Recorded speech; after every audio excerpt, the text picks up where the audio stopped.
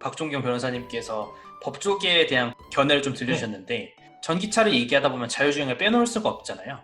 예. 그 자율주행 관련해서 제가 갖고 있던 생각이 좀 있었거든요. 좀 공유를 네네. 해보자면은 그 자율주행의 딜레마 중에 이런 게 있는 것 같아요. 예를 들어서 도로에 사람이 뛰어들었는데 기계는 압니다. 0.0001초에 계산을 해서 그대로 그냥 직진을 하면은 차도로 뛰어든 사람이 죽고 방향을 틀면은 차 안에 있는 사람이 죽는다. 이걸 계산했을 때 어떤 거를 먼저 살려야 될까? 이런 도덕적 딜레마가 생기잖아요. 그렇죠. 근데 이런 거는 사실 프로그래밍을 해놔야 되는데 이걸 어떻게 할 것인가? 과연 그 프로그램을 하는 사람이 사람의 목숨을 좌지우지할 정도로 이런 권리가 있는 것이냐라는 이제 도덕적 질문들이 생길 수밖에 없거든요. 맞습니다. 예. 이거를 경제학자들끼리 좀 얘기를 해봤는데 결과가 생각보다 좀 명확하더라고요. 어, 어떤 답변이 나왔냐면은 이거는 무조건 차에 타고 있는 사람을 살려야 된다. 살려야 된다라는 게 음, 아니라 살릴 거로 결정이 될 것이다. 왜냐하면은 음, 길로 뛰어든 사람을 살린다고 프로그램을 해놓으면은 누가 그 차를 사겠냐라고 말을 하더라고요. 결국 경제 음. 논리로 차를 팔려면은 그렇게 프로그램을 할 수밖에 없다. 차를 탄 사람이 우선시 돼야 된다. 이렇게 얘기가 좀 결기는 결론이 나왔거든요. 굉장히 경제학적인 논리죠. 그러네요. 근데 그게 어찌 보면 당연하고 사용자, 소유주인 사람한테 정말 타당한 결과라고도 볼 수 있을 것 같아요. 그리고 지금 주로 문제가 또 되는 것들이 현행 법과 많이 충돌을 하거든요. 이게 이제 그 보통 레벨 1, 2, 3, 4, 5로 생각하잖아요. 자율주행 그 이제 발전도로 따라서. 그러면 네. 네. 예, 완전한 자율주행인 경우에는 사실 운전자가 전혀 개입을 하지 않는데, 그럼 사고가 났을 때 운전자가 책임을 질 것이냐, 그러면 아니면 자율주행 프로그램을 개발한 회사에서 책임을 질 것이냐, 아니면 자동차 회사에서 책임을 질 것이냐인데, 사실은 인간이 자신의 통제 범위 바깥에 있는 부분으로 인해서 사고가 나면 지금 현행 민법 법리상으로는 책임을 지지 않는 거거든요. 네, 그런데 이건 내 차인데 내 차가 자율주행을 하다가 사고가 났다. 그러면 만약에 그 법리대로 가면은 자동차 회사가 잘못을 한 게 되고 자동차 회사가 책임을 져야 되는데 과연 자동차 회사가 이렇게 매일 이렇게 사고가 나고 이러는 거를 과연 자신의 어떤 재무 범위에서 감당할 수 있을까? 자율주행이 사고가 생겼을 때 책임 소재를 누구한테 물을 것이냐 이런 그렇죠. 의문점이 생기는데 이 부분 같은 경우는 사실 아까 말씀드린 것처럼 전기차가 많이 보급이 된다라 그러면은 좀 비교적 덜 중요한 문제가 될 것 같거든요. 지금 어, 제가 자율주행 자동차가 사고가 나는 이유는 인간하고 자율주행이 공존하기 때문에 생긴다고 저는 봐요, 많이. 아, 예를 들어서 100%, 거의 99% 자율주행이 운전을 한다라고 하면은 자율주행 기술이 좀 많이 발전을 했을 때의 가정을 해서 문제가 생기지 않을 거라고 보기 때문에 사고의 빈도가 줄어들게 되면 충분히 감당할 수 있지 않을까. 이런 에러에 음. 의해서 생기는 사고는 회사에서 충분히 한두 번 정도는 감당할 수 있지 않을까 생각을 하고요. 그래서 요즘에 논의가 나오는 것 중에 하나가요. 이제 아우디 같은 경우에는 자율주행 모드에서 사고가 나면은 제조회사가 100% 책임지는 것으로 했고, 볼보도 그렇게 표명을 했어요. 이게 이제 이런 건데, 현행법에 제조물 책임법이라는 게 있거든요. 제조물로 인해서 사고가 발생하면 책임을 지는 법이 있는데, 아마도 이렇게 되면은 회사들이 아마 제조물 책임 보험을 들지 않을까. 그러니까 자동차 보험이 아닌 거죠, 이거는. 그러니까 자동차 보험이 아니라 대조물 책임 보험을 들어서 이걸로 인해서 손해가 발생하면 돈을 이제 사고를 당한 사람한테 지급을 하는 네, 이렇게 될 가능성도 있어 보입니다. 물론 이거는 뭐 지금 다 지금 뭐 완벽하게 한 게 아니라 논의 중인 상황이라서 뭐 이런 여러 가지 법리를 적용해 볼 수 있는데 그런 상황도 있고 자동차 손해배상보장법상으로는 지금 현재는 어떻게 돼 있냐면 운전자가 이 차에 대해서 운행 지배를 해야 된다고 보고 있어요. 그러니까 이거를 내가 운행을 해야 되는 거죠. 운행을 해서 그 운행을 지배할 수 있고 이거를 조정할 수 있어야 되는데 사실 자율주행은 그게 불가능하기 때문에 이제 다른 법리로 보완을 하는 이런 쪽으로 논의가 진행되고 있는 것으로는 알고 있습니다. 물론 뭐 여러 의견이 있겠지만요. 그래서 정상적인 자율주행 모드는 아무래도 제조회사 책임을 질 가능성이 높다. 제 생각에는 제조회사가 책임을 지되 최소한의 주의 문구는 많이 놔둘 것 같아요. 법적인 책임을 회피해야 하니까. 예를 아, 들어서 뭐 맥도날드 컵에 뭐 물이 뜨거울 수 조심하세요. 화상에 주의하세요. 되게 조그맣게 써 있잖아요. 네네네. 뭐 이런 법적인 문제, 뭐 사용자의 부주의로 인한 뭐 실수더라도 최소한의 법적인 회피를 위해서 써놓는 것처럼 자율주행이 정말 완벽해진다고 하더라도 제조사들은 그 정도의 안내문구 하나로도 충분히 법적으로 회피를 할 수 있는 경우가 많기 때문에 제 생각에 조금 써놓지 않을까 싶어요. 지금은 사실 자율주행이 완벽한 단계는 아니기 때문에 보조 장치거든요. 그렇죠. 현대차도 기아차도 각종 차들은 다 써 있어요. 요 크루즈, 자동 오토크루즈 보조 장치를 쓰실 때 꼭 핸들을 잡아주세요라고 다 써 있거든요. 그래서 실수로 뭔가 박다 하더라도 너한테 핸들 잡으라고 했는데 너 핸들 뭐 놓친 거 아니냐, 문제 생기면 너가 바로 잡았어야 하는데, 이런 식의 약간 회피를 하고 있어서 추후에도 지금 뭐 아우디나 뭐 볼보가 그런 성명을 발표했다고 말씀을 하셨지만 어느 정도는 그런 식으로 유두리 있게 회피를 해나가지 않을까라는 좀 생각을 해봅니다.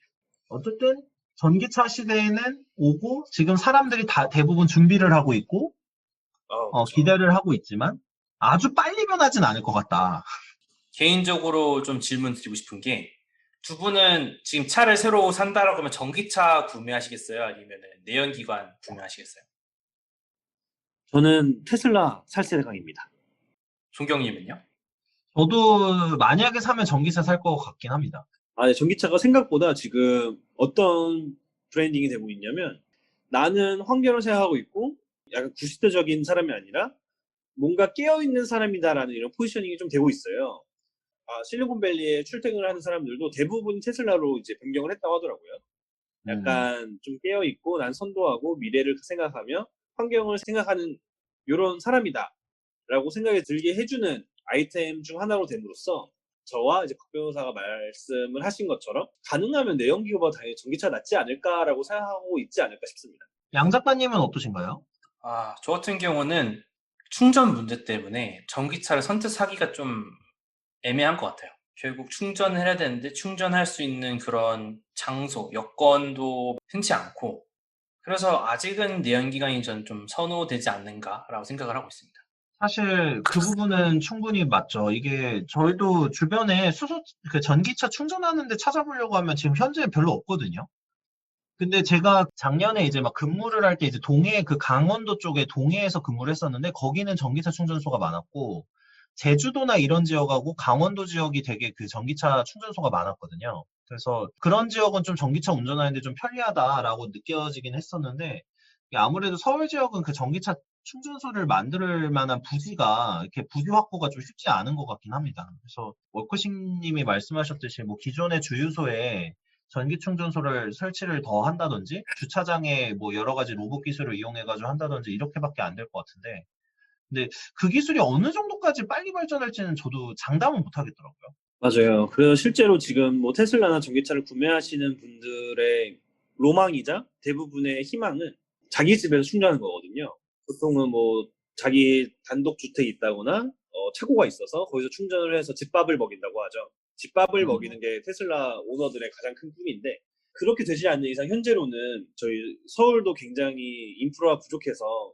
지금 생각보다 테슬라가 많이 출고가 되는 바람에 충전하느라 줄을 쓴다고 하더라고요. 각종 주유소에서. 주유소래. 주차장에서 줄을 서서 충전을 하고, 충전하고 나가면 주차 비용이 나갑니다. 그렇기 때문에 이런 문제들이 또 발생하고 있다고 하더라고요. 충전 시간이 요즘에 테슬라 차량 같은 게 얼마나 걸리죠? 대략? 또 정확하게 한번 찾아보면 그 슈퍼차저라고 빠르게 차징을 하면 최대 40분이라고 하네요. 40분. 40분. 길죠? 그렇죠. 일반 주유소 가서 가솔린 차의 경우에 가솔린 투입한 1분도 안 걸리지 않나요? 그쵸. 한 3분이면 뭐 뚝딱이죠. 그렇죠.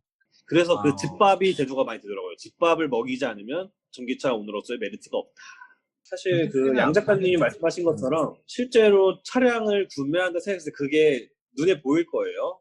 얼마나 불편한 인프라인지. 이거는 정말 고려할 대상이긴 할 것 같습니다. 지금 전기차 논의를 하고 있지만 사실 그 상황이 너무 다를 것 같긴 하네요. 각 나라별 상황도 많이 다를 것 같기도 하고. 맞습니다. 제가 이 얘기를 좀 들으면서 전기차 시대가 올 것이냐라는 질문을 듣고, 아프리카나 이런 개발도상국 혹은 후진국으로 분류되는 국가들은 전기차 시대는 50년, 100년 후의 얘기가 아닌가라고 좀 생각을 하거든요. 네. 왜냐하면 우리가 사용하는 내연기관, 80년대, 90년대 썼던 게 지금 재판매에 돼서 거기서 사용이 되고 있잖아요. 네네, 그렇죠.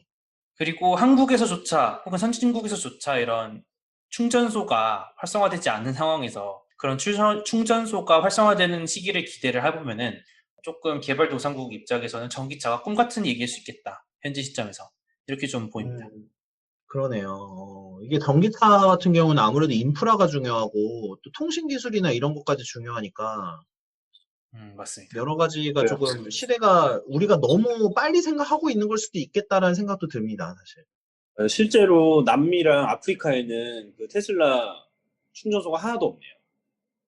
아, 캐나다에도 거의 없네요. 거의 없네요. 유럽과 미국은 좀 있긴 한데 놀랍게도 남미와 아프리카는 하나도 없는 게 좀 놀라운 사실 중 하나네요. 전기차가 확실히 이게 너무 선진국의 관점에서 보고 있는 것 같은 느낌이 들기도 하네요. 그러면 이제 거시적인 부분은 충분히 대화가 된 것 같으니까 좀 미시적으로 네. 들어가서 테슬라 혹은 테슬라를 예. 제외하고 최근에는 뭐 애플도 자동차를 만든다 하더라고요. 네. 구글도 그렇고 거의 대부분의 대기업에서 발을 들이고 있는 이제 전기차 자율주행 사업이 있는데 일단 테슬라가 아무래도 1등이다 보니까 테슬라가 앞으로 어떻게 될지 좀 얘기를 해볼까요? 좋습니다. 실제로 테슬라가 그 점유하는 비율은 지금도 독보적이긴 해요. 다른 브랜드에 비해서. 지금 테슬라 같은 경우는 미국에서는 80% 가까이 점유를 하고 있다고 하고 있고, 전 세계적으로 보면 17.5%긴 한데, 다른 전기차들은 거의 한 자리 숫자거든요. 그래서 아직까지는 테슬라가 독주 체제인 건 맞지만, 제가 테슬라 주주로서 우려하고 있는 부분은 유럽에서 과연 테슬라가 계속 먹힐 것인가에 대한 부분이에요. 왜냐하면 테슬라가 지금 모델 3로 가격이 많이 나아졌다고 하지만 한국 가격 기준으로 아직까지는 7천만 원, 8천만 원 수준이기 때문에 일반적으로 대중적인 차라고는 볼 수는 없거든요. 기존의 테슬라가 뭐 1억에서 1억 5천짜리 전기차를 생산했기 때문에 모델 3를 통해 대중화를 꿈꿨다라고 하지만 아직까지는 2천만 원에서 3천만 원대 전기차가 나와야 저는 대중적이라고 보고 있기 때문에 테슬라가 과연 대중적인 이미지로 대량 판매를 할 수 있을까 약간의 의구심을 가지고 있고, 특히 유럽 쪽에서는 지금 약 3천에서 4천만 원짜리 전기차가 오히려 더 많은 점유를 하고 있거든요. 그 르노, 전통적인 그 프랑스 자동차 회사죠. 르노랑 푸조에서 전기차를 3천원에서 4천만 원짜리를 내면서 보조금을 받으면 2천만 원대에 구매를 할 수 있게 출시를 했어요. 그러다 보니까 유럽에서는 이게 점유율 1위를 차지하면서 테슬라를 제쳤고, 국내에서도 꽤 큰 호평을 받고 있거든요. 전기차에 대해서 호감을 가지고 있고, 전기차를 구매하고 싶다라는 분들에게 테슬라는 아무리 많이 깎아도 5천만 원 중반 정도 되지만, 요 르노 조회 같은 경우는 2천만 원 선에서 전기차를 구매할 수 있기 때문에 굉장히 큰 이득을 줄 수 있고, 이런 저렴한 가격이 가능한 이유는 역시 전통적인 자동차 공장이 있고 단가를 낮출 수 있는 그런 기술력이 있기 때문에 저렴하게 생산하고 있다고 합니다. 따라서 이 테슬라가 과연 이 유럽의 현지화의 그 벽을 넘을 수 있을까가 테슬라가 가장 큰 그 걸림돌이라고 생각하고 있습니다. 제가 이게 확실한 건지 모르겠는데 얼마 전에 통계 보니까 그 현대차가 그 점유율 5위 안에 들어가 있더라고요. 한 자리대로. 이게 맞나요? 그렇죠. 그래서 좀 맞습니다. 놀랐습니다. 현대차가 그래도 전기차를 좀 하는구나. 라는 거 자국에서 보고. 굉장히 많이 팔리고 있기 때문에 일렉트로닉 코나라고, 코나가 전기차로 엄청나게 많이 팔렸고, 저희 제주도나 그 아까 박 변호사님 말씀하신 강원도 위주로 좀 전기차 수요가 꽤 많은 걸로 알고 있어요. 그래서 내수적으로 많이 팔렸기 때문에 전기차 4위, 5위를 하고 있는데 약간 좀 더 글로벌하게 가면 훨씬 더 좋겠죠. 이게 한국 시장이 내수가 없다라고 말을 하는데 생각해보면은 좀 강한 것 같아요. 한국 내수가. 어떤 의미에서 강하냐면은 그 국민 수가, 인구 수가 5천만이 넘는 국가가 그렇게 몇 없거든요. 그렇죠. 흔치 않은 인구수 그리고 소득 수준 이런 걸 고려하면은 사람들이 말하는 한국은 내수가 약해서 해외 시장을 노려야 된다라는 게 이게 물론 틀린 말은 아니지만 그렇게 100%는 아닌 것 같다는 생각을 또 하게 됩니다. 제가 지금 그 현대차랑 그 기아차가 이제 전기차 점유율이 얼마나 되는지 한번 봤는데, 확실히 그 합치면은 굉장히 순위가 항상 5위 안에는 드는 것 같아요. 그래서 기본적으로 한국 시장에서 어느 정도 검증을 해보고, 그리고 한국이 좋은 점이 있잖아요. 사실 국토가 좁은 게 나쁜 면도 있지만, 좋으면은 통신망이나 이런 거, 도시 설계나 이런 거 시험해보기 더 쉽다는 부분도 분명히 장점일 수 있거든요. 그래서 이런 걸 토대로 해가지고 정보나 데이터를 축적해 나가고 노하우를 축적하면은 현대기아차도 상당히 경쟁력을 갖출 수도 있을 거라는 생각도 들거든요, 사실. 그래서 전기차로 현대차, 기아차가 굉장히 지금 대두가 많이 되고 있고 주식도 많이 올랐죠. 네, 그렇죠.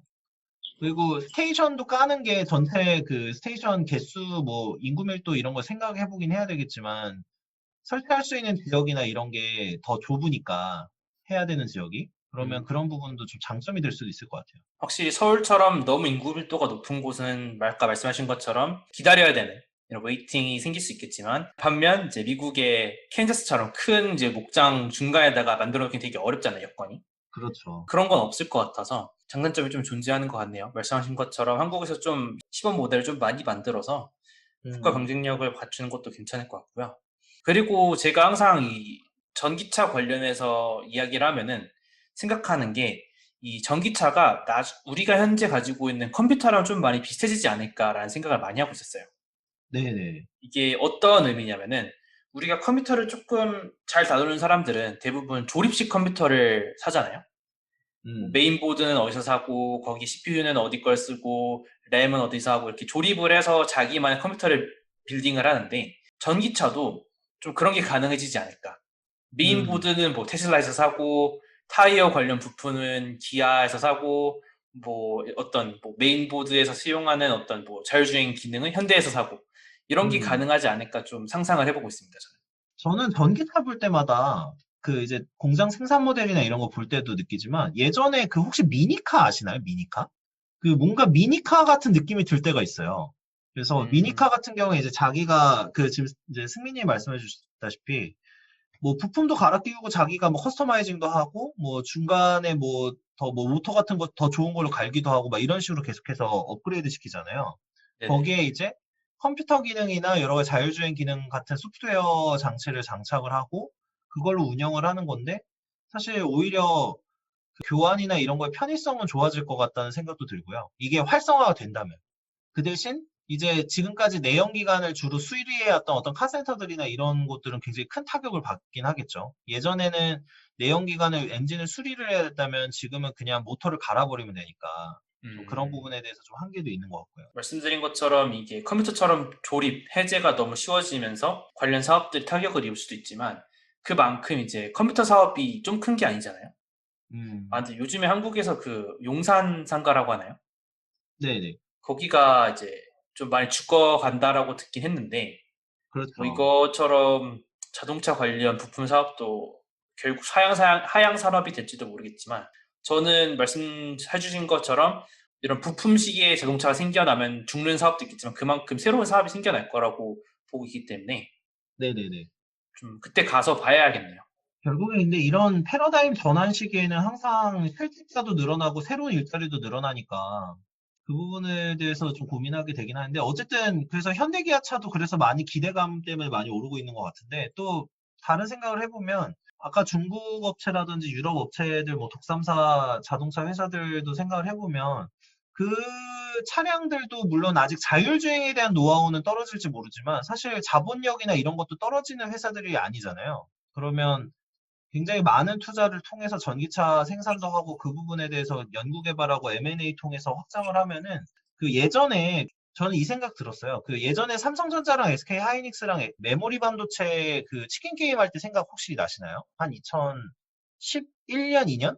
이때부터였는데 그때 다른 반도체 그 메모리 반도체 생산 회사들이 대부분 이제 경쟁을 하다가 나가 떨어지는 현상이 발생을 했었는데 전기차도 춘추전국 시대로 가다가 그렇게 되지 않을까? 최종적으로 누구 쪽으로 정리되긴 할 것 같다는 생각도 들고요. IT 기술이 접목이 되면 좀 그럴 수도 있겠다는 생각도 하긴 합니다. 그러면 테슬라가 오르는 게 맞는 거고 그렇습니다. 아까 워크심님이 말씀하셨듯이 각 회사나 각 나라들이 과연 그냥 지고 있을까? 이렇게 생각을 하게 되면은 그런 예측이 틀리게 되겠죠. 혹은 제가 말씀드린 것처럼 메인보드 역할을 하는 거는 테슬라가 하는데 CPU 같은 건 테슬라에서 하되 뭐 일부 부품은 현기차에서 한다던가 독일에서는 일부 부분만 열심히 만들어가지고 한다던가 디스플레이만 뭐 여러 네네. 가지 경우의 수가 생길 수가 있겠네요. 그럴 것 같습니다. 그래서 그럴 여러, 것 네. 같습니다.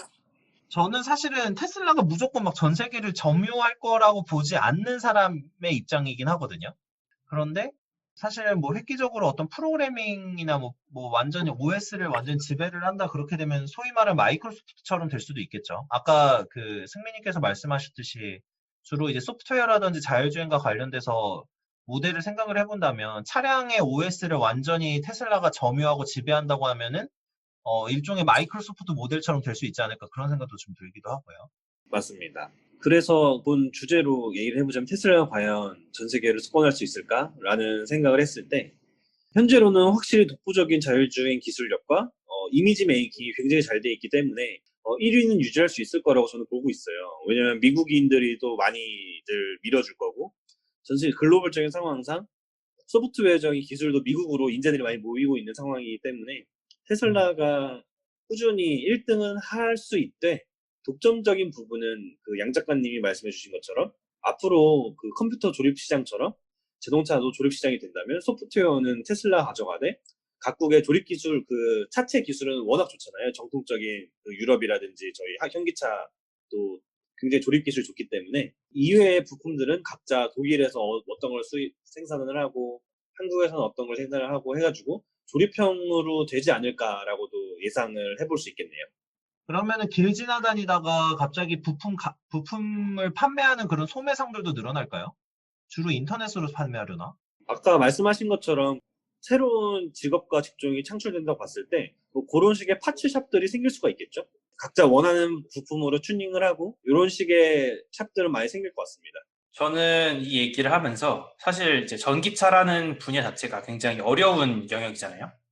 네. 그러니까 그렇죠. 웬만한 정보가 없거나 웬만한 기술력이 없으면 불가능한 건데 제가 이런 전기차 시대에 맞춰서 좀 사업을 해본다고 하면은 전기차 그 자체보다는 주유소, 그러니까 그 충전소에 관련돼서 사업을 해볼 것 같습니다. 저는 이런 얘기를 하면서 마무리 해보려고 합니다. 또 향후 전기차 시대에서 또 많은 직업이 생기고 많은 직업이 사라질 텐데 좀 저희도 대비를 해야 되지 않을까. 저는 그런 생각으로 마무리하고 싶네요. 마지막으로 그 모크심님 추가하실 내용 있으신가요? 저는 사람이 빠르게 급변하는 세상에 적응할 수 있는 사람들이 좀 더 발전적인 사람이 될 수 있다고 보고 있거든요. 시대가 변한다고 해서 저 시대는 아직 일러라고 하는 것보다 시대가 변한다는 느낌이 왔을 때 그 시대가 변하는 흐름에 빨리 탑승을 하고 좀 더 빠르게 적응력 있게 그걸 받아들인 사람이 좀 더 발전적으로 살 수 있다고 믿고 있기 때문에 전기차에 대한 흐름에 대해서 아직 전기차는 일러라고 말하는 것보다는 전기차가 뭐지? 전기차가 왜 대두되고 있지? 라는 호기심을 가지고 요 전기차 시장을 바라보면 사업 아이템도 좀 더 빠르게 세야할 수 있을 거고 좀 더 도움이 되는 발전적인 삶을 만들어갈 수 있지 않을까라는 생각으로 의견을 마치겠습니다. 네, 감사합니다. 말씀해주신 거는 르네상스적 인간이라면은 이 전기차에 관한 현 상황을 어떻게 바라봐야 될지 좀 잘 설명해 주신 것 같습니다. 그러면은 오늘 주제는 여기까지 마무리하고요. 다음에는 더 흥미롭고 재미있는 주제로 돌아오겠습니다. 지금까지 대한민국의 르네상스 시대를 열어줄 이야기 르네상스적 인간들이었습니다. 감사합니다. 감사합니다.